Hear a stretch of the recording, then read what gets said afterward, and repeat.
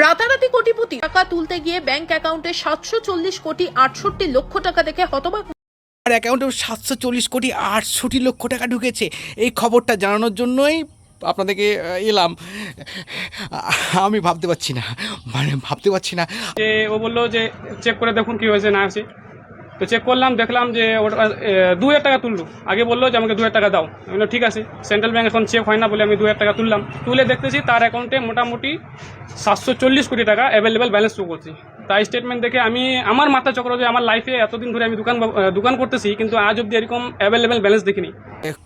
আজকে দেখলাম, আমি তো মানে খুশিতে একদম, মানে কি বলবো, কিন্তু এত টাকা সত্যি কি টাকাটা কি পাওয়া যাবে? যারা পেয়েছে কি তারা কি টাকাটা কি করেছে? আমি আমার প্রশ্ন, আমার মানে কিউরিওসিটি, মানে আমার কি বলবো, জানতে অনেক হচ্ছে যে যারা পেয়েছে তারা কিন্তু কি টাকাটা কি নিজের অ্যাকাউন্টে কি হলো জানতে প্রচণ্ড ইচ্ছে করছে। আমারও আমি ঠিক বোঝাতে পারবো না।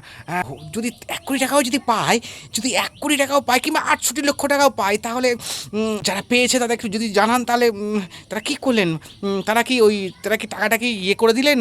ওর মধ্যে কিছু টাকা পেয়েছেন, অল্প 1 কোটি টাকা পেলেও হবে না, 1 কোটি টাকা না দিলেও যদি 68 লক্ষ টাকা দেয় তাহলেও হবে।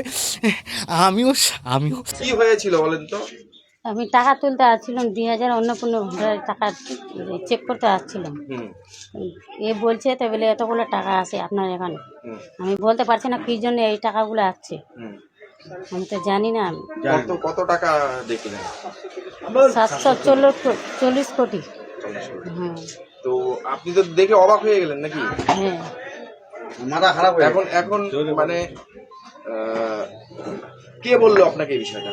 এই দোকানদার বললো, অনলাইনের দোকানদার। কি করবেন এখন? এখন কি বলবো, টাকাটা ফেরত দিয়ে দিবেন? কিছু আমাকে ফেরত দেন, আমি গরিব মানুষ না, কিছু আমাকে হেল্প করেন। ভালো হয়। কি নাম আপনার? মেহরুনিসা। কি হয়েছিল বলুন? ঘটনা হয়েছে যে সকাল 11:30 দিকে কালীন মানে মেহরুনেসা নামে এই মেয়েটা বৌদিটা আসছে আমার দোকানে এসে বলছে যে অন্য কোনো টাকা আমার চেক করুন, দেখুন যে টাকা ঢুকছে কি ঢুকে নাই। আমি বললাম ঠিক আছে দেন বইটা দিলাম। দেওয়ার পর দেখতেছি আমিও ভাবতে পারছি না। অ্যাকাউন্টটা এখন চেক করে দেখতে হবে, এখন অবস্থা কি।